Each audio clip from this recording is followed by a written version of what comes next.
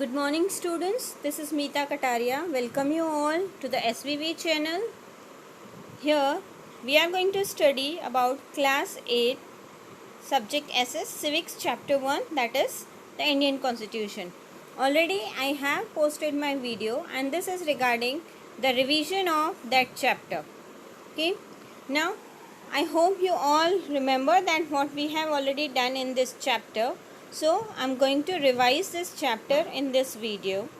Okay, we had started with a football game, if you remember.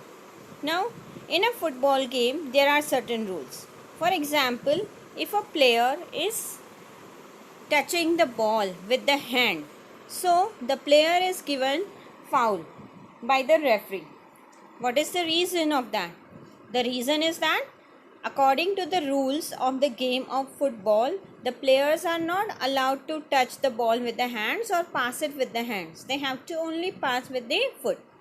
In the same way, there are some consecutive rules in all the games. For example, if you are playing cricket or if you are playing badminton or even if you are playing any kind of the indoor games like chess, carom, anything, there are certain games. In the same way, the society is also there. In a society, the rules are there. How these rules are followed or why these rules are made, we have already discussed earlier in the earlier video that any society cannot survive if there are no rules into that. Okay, now why it is required? So that it can bind all the people can work in a proper manner, they can run the society, manage the society in proper coordination. That is why some rules are required. Take the example of the institution like the school also. In a school there are the rules, you all know, you all are studying in the school, so there are the rules like you have to come on time, you have to come in the proper uniform, while you are attending the class you have to sit quietly, you have to do your homework on time, you have to give the exams in the proper manner. All these rules are there to run the school. Think about the situation if these rules are not there. Okay, nobody will be able to get the proper education. Same way, in a society also, the rules are required. Now, from this, we are going to take the definition of the constitution. Okay, because what is constitution? It is a set of rules, but we will define it in a more detailed manner. In a society, the different communities of the people, they live together. For example, take the country like India, where the people of the different religion, different language speaking, different culture and tradition, they all are living together.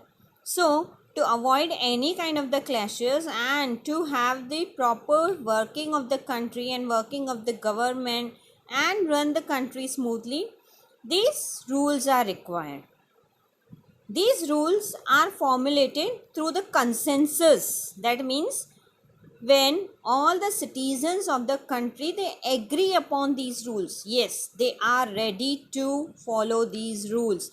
Yes, we the citizen of India are ready to follow these certain rules. That means they are formulated through the consensus. And then these rules are written. So this makes this constitution. So what is the constitution? The constitution is a set of rules which is written, on which all the people of the country, they agree upon that what kind of the country they want to live in, what will be the ideals of the country, what will be the rules for running the country, what will be the rights and duties of its citizens. Everything regarding that is mentioned in the constitution. Today, almost all the countries, they have their constitution. The democratic countries, they are likely to have constitution, but it is not compulsory that all the countries that are having the constitution, they are democratic. Okay, I hope you all would have understood about the definition of the constitution.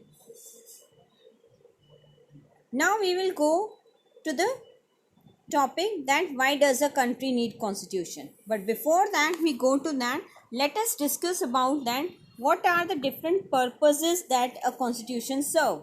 What are the functions? Why do constitution is required? What purpose does the constitution serve? The first and most important purpose that the constitution serve is it lays down the certain ideals that form the basis of the kind of the country the citizen want aspire to live in. That means it tells that what kind of the country the citizens want to live in. What will be the ideals? Ideals means the what will be the nature of the country. And the second, it serves the purpose of that constitution definitely tells about the country's political system. Okay, now let us discuss these two purposes first. The first purpose, I said, it lays down the certain ideals. Like we take the example of Nepal. Earlier, Nepal was a monarchy. Till 2006, the Nepal was having the monarchy system in its country, and then the people started demanding for the democratic country. They started asking that the people started struggling that they want a democratic country. So the marches were held, the protests were held, and then finally the king agreed upon to share the government with the people. We all know what do we mean by democracy. That is the government of the people, for the people, and by the people.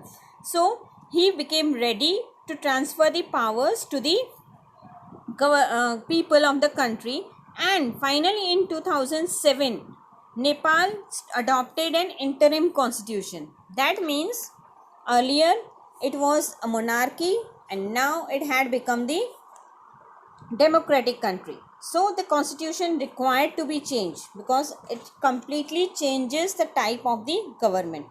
This way it tells us about the purpose of the constitution is to tell that ideals of the country. What will be the ideals of the country?